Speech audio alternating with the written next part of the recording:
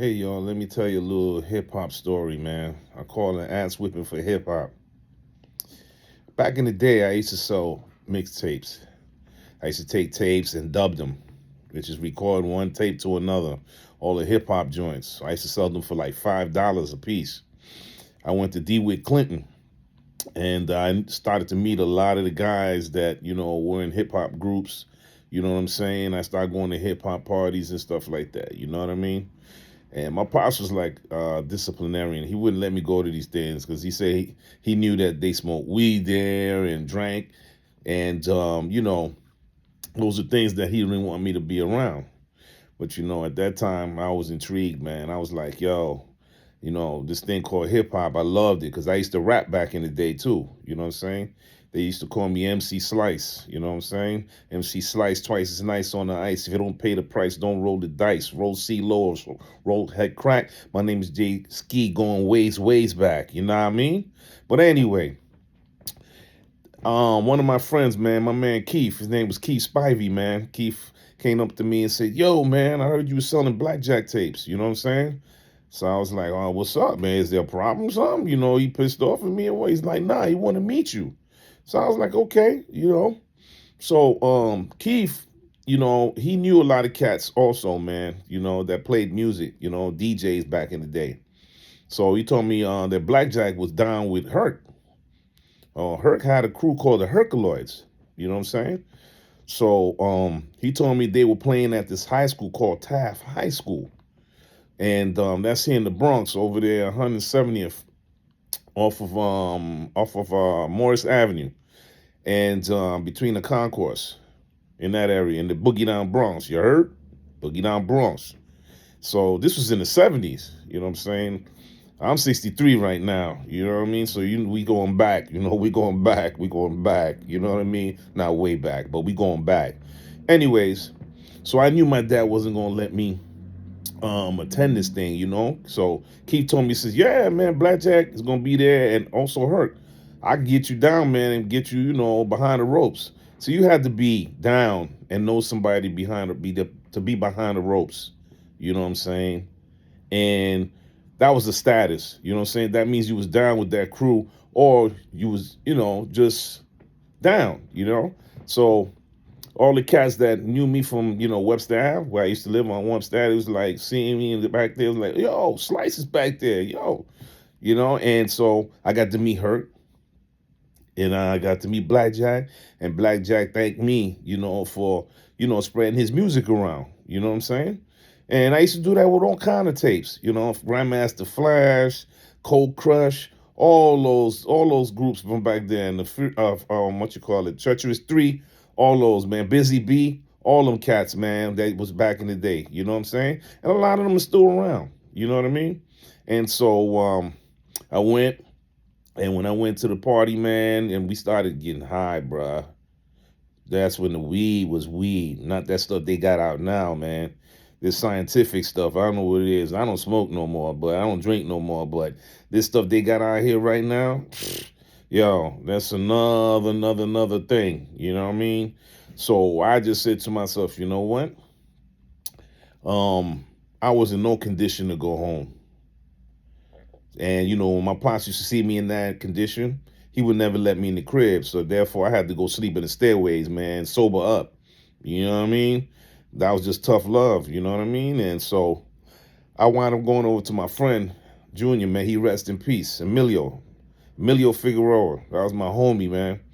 He lived in an abandoned building, and back then they had a lot of abandoned buildings, but they still had electricity running, and they also had running water. You know what I'm saying? I forgot what floor he lived on. And so I told him, "Yo, I can't go home, man. I'm trashed." He was like, "Well, you can stay with us." You know what I'm saying? So I was like, "Cool." You know what I'm saying? So I stayed with them. They had enough room. Mom Dukes, when I got upstairs, she was cooking, man. She was cooking chuletas, man, pork chops, man, rice and beans, man. Like late at night, I was like, she said, "You hungry?" I was like, "What? Am I?" Yo, I was hungry as heck. I had no money to spend getting anything to eat. I knew I wasn't going home. So anyway, I stayed there, and my boy Emilio, he still had some weed. So after we ate, we still smoked some weed, and then finally fell asleep. Now I'm trying to figure out a way to tell my father when I get home, let him know why I was out all night because I didn't go home. You know what I'm saying? Because he wasn't gonna let me in the crib anyway. So, so he asked when I got to the after I left, I was trying to think of a lie. Which lie did I use this time? You know what I mean? And I was like, maybe I just told him I got locked up, right? So I went home, told him I got locked up. You know what I'm saying? And when I came in, he said, "Oh, you got locked up, huh? Okay, all right, all right, all right. Well, go in there and go ahead and take a shower, man." So I went, took a shower, and I was like, I thought I got over. You know what I mean? And so happens that weekend, that was a Friday night that this happened.